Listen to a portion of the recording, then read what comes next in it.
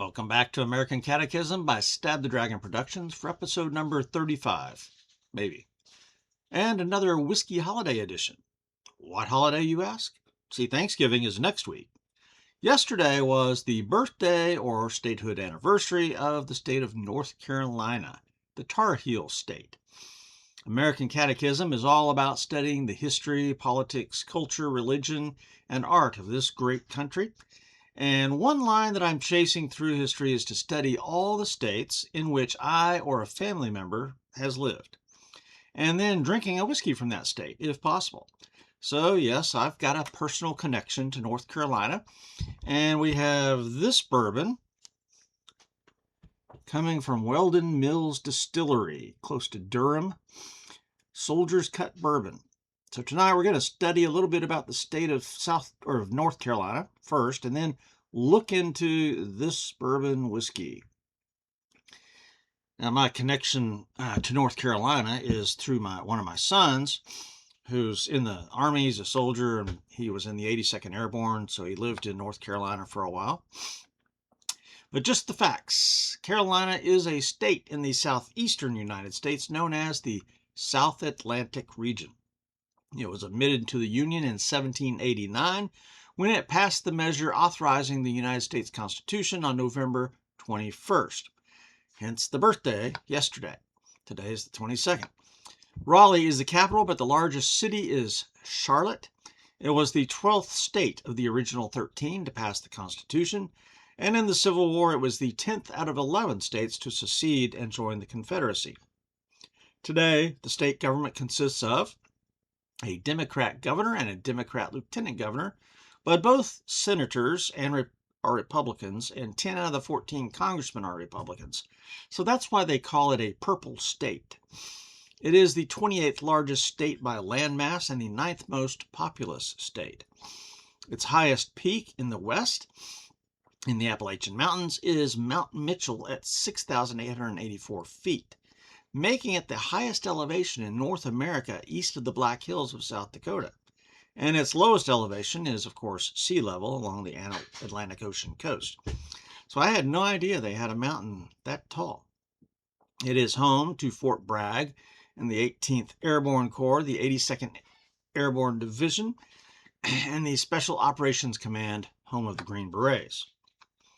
In ancient times, there are signs of habitation stretching back 10,000 years with a famous archaeological site known as the Hardaway Site near Bourbon Lake in North Carolina.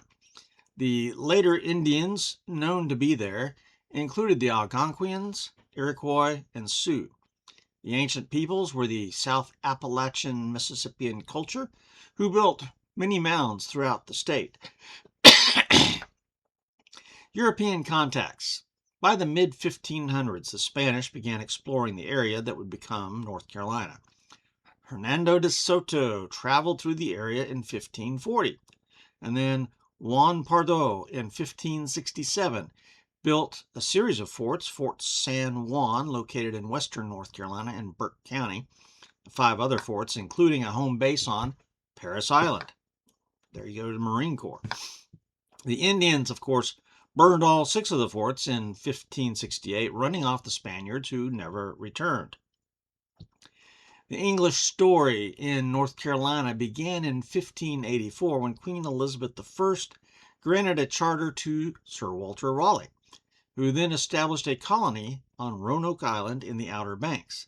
And this became the famous or infamous Lost Colony, as the resupply ship was delayed for a year due to the battles with the Spanish Armada in the year 1588.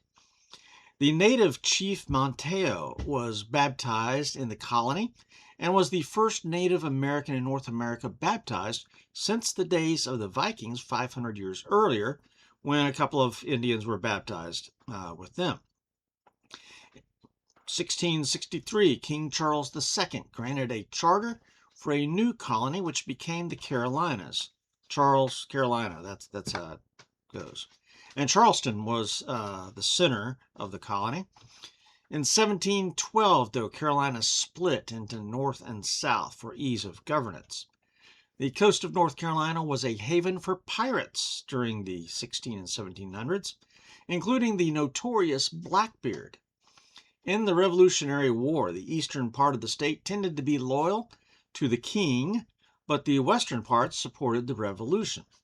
A major victory for the Americans occurred at the Battle of Kings Mountain on October 7th of 1780, and another major battle at Guilford's Courthouse near Greensboro, March 15th, 1781. So on to the whiskey.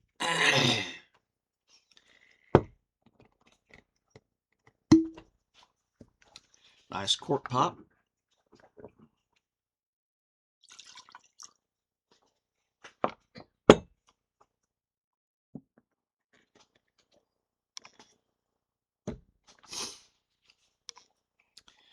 All right, this is an 82 proof wheated bourbon, aged less than 2 years because they aged it in smaller barrels.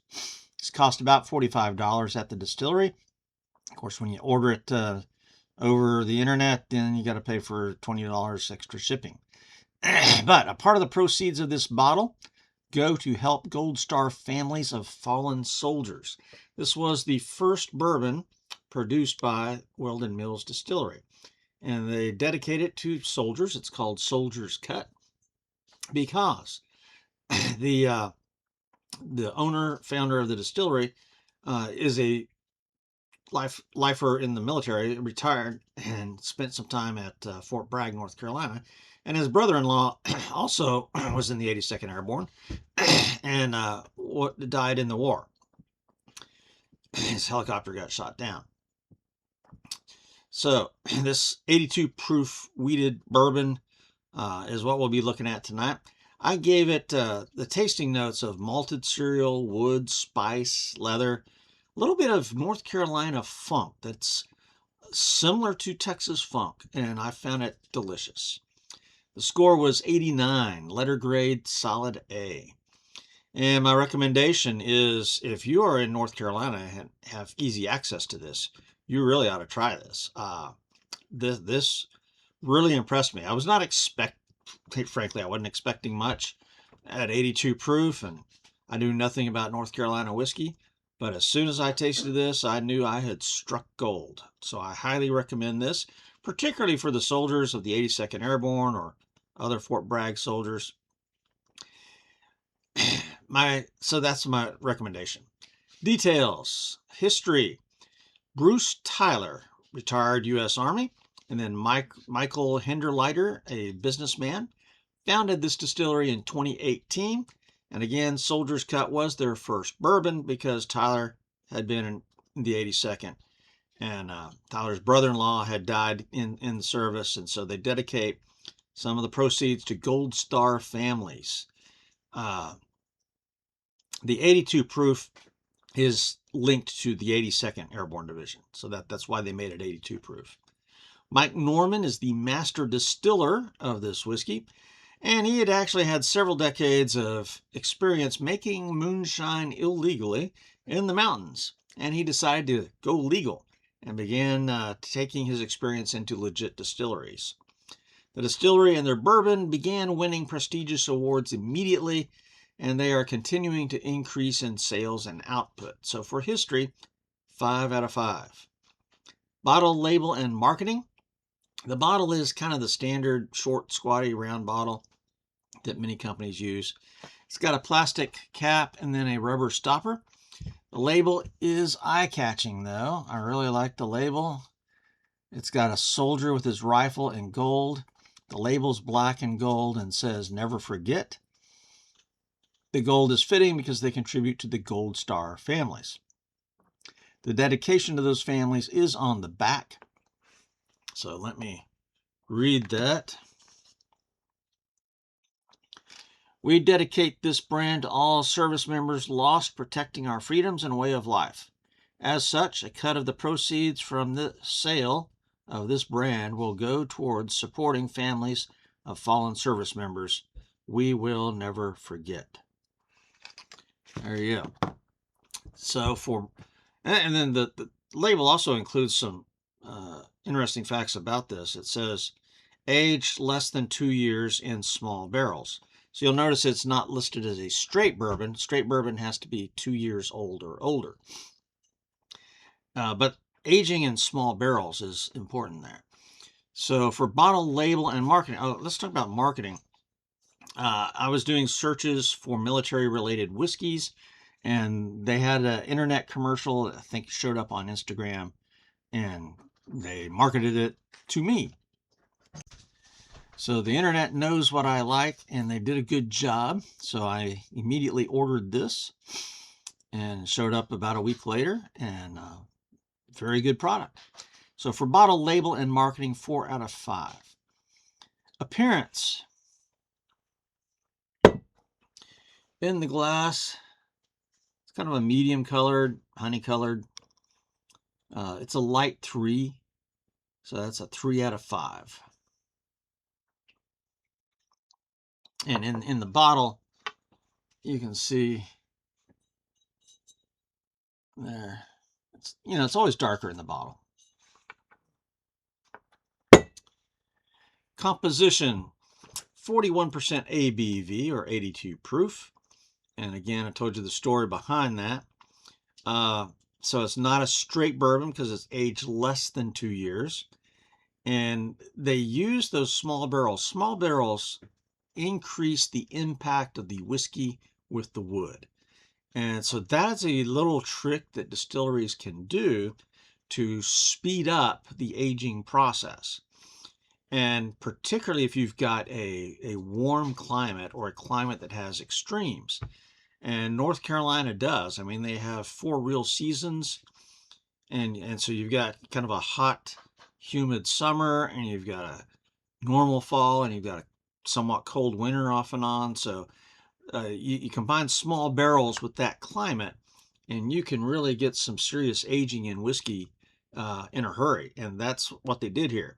And there's people in Texas who do the same thing. A couple of my favorite whiskeys here in Texas, they're aged less than a year, and they are incredibly dark. They're a solid 4 as far as how dark they are, and wonderful flavor in less than a year. So that's what climate can do. That's what small barrels can do. The website and label do not really give the mash bill specifically for this bourbon, but they do give the mash bill for the other bourbons in their lineup.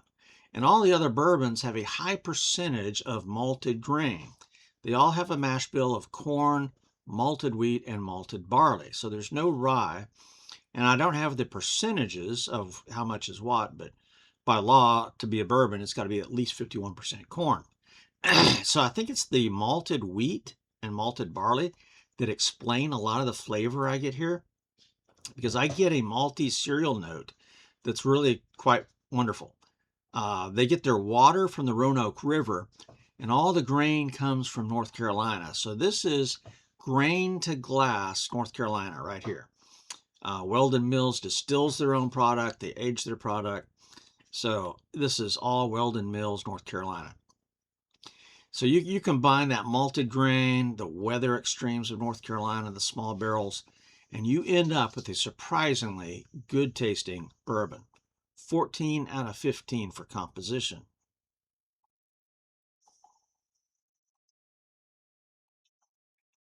Nose. You get some corn, some general sweetness, the kind of a cereal bread note. Very pleasant nose. You get a little bit of the wood. So this is really a decent nose. So 8 out of 10 on the nose. And the taste is true to the nose, but includes more.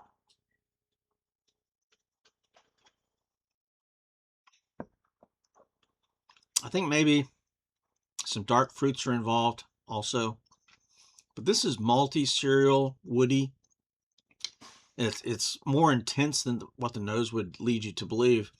There's some spiciness there, but there's no rye in here, so the spiciness is tamped down. The wheat softens the flavors here. I do get some hints of leather. The wood, the leather kind of comes through there maybe. a little bit of tobacco. So very nice flavors. There's nothing artificial here. It's not too sweet. There are some bourbons that I just can't drink, some wheated bourbons. Okay, I'm thinking Maker's Mark and Larceny.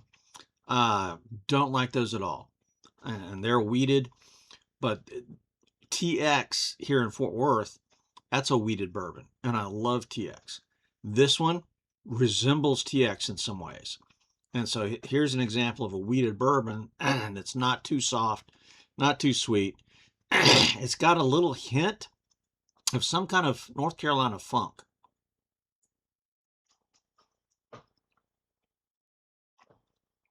That may be the maltiness, but it kind of leans in the direction of the Texas funk, which you either love or you hate. But that malted wheat and malted barley here really make this a flavorful experience. So 23 out of 25 for taste. Mouthfeel, burn, and finish. For an 82 proof and being so young, this bourbon has a surprising depth of flavor and mouthfeel. So it's not thin. Now there's no real burn, but there are some gentle tingles letting you know that this is in fact a whiskey. The finish is medium. Some of the maltiness and the wood notes do linger a bit. The malted wheat and barley really make this a smooth, rich whiskey. 13 out of 15 for mouthfeel, burn, and finish. Neat or mixer. Now this is perfect neat. I mean, this is an all-day sipper right here. However, a low proof, I did make an old-fashioned with this yesterday, and the flavors of the bourbon got completely lost in that cocktail. It was a decent cocktail. I don't know if I added too much bitters, too much. I did Angostura bitters, orange bitters, and some orange peel, a couple of cherries, and a little bit of maple syrup for sweetener. And it was a tasty drink. It was fine, but I lost the flavor of the bourbon. And at 82 proof, that's what I was afraid of. So that's why I really can't recommend this for drinking it on ice. You can drink it in a cocktail if you want, because like I said, it was a tasty cocktail. But I want to taste the bourbon. So neater mixer, I'm going to still give it a 5 out of 5 because it was still a fine drink. I lost the flavor of the bourbon. So 5 out of 5. Price, value, and availability. On the Weldon Mills Distillery website, again, this can be purchased for $44.95, but of course you got to add shipping and taxes for another $25 or so, and now you're close to $70 a bottle. It is not available here in Fort Worth stores, but it may be available in the ABC stores of North Carolina and maybe the neighboring states. So for price as a craft bourbon with this much flavor going on, that $45 is a good price at the distillery, and the retail stores might actually be less. That's my experience in Texas, is that if you buy a bottle in a distillery, you're going to pay more than you pay in a local store. And I'm not sure how that works, but that's just kind of how the distributor thing works. Because distilleries generally have to sell to a distributor and then buy it back from the distributor to sell to you at the distillery. So there's a higher markup. Ridiculous. But if you're going to order like I did online, the coolness factor of the story behind it and the fact that they donate money from each bottle to Gold Star families, that makes it very well worth it. So I am super glad I got this bourbon. And sometimes, whiskey may not be that great, but the story's excellent, and I'll still buy that. But this time, both are excellent. So I'm really happy with this one. 9 out of 10 for price, value, and availability. Bonus points. I think this whiskey has a lot to offer. Their story is fantastic. They donate to a worthy cause for veterans, families, and the whiskey really does taste great. So this is a new instant favorite. 5 out of 5 bonus points, giving me a total score of 89. A letter grade for drinkability, solid A. Analysis and recommendation. This really is an excellent bourbon, one that I am likely to order again. In fact, I think, the rest of their lineup I might be interested in as well. This bourbon has a nice little funk to it that heads in the direction of the Texas whiskeys that I love, but it's got its own unique flavor there. Its funk is North Carolina funk that's a little bit different from Texas. Just like Washington State with Woodinville, it's got a little bit different funk going on there. So I think here though it's the malted wheat and barley and aging in small barrels that really contributes to that, along with the climate.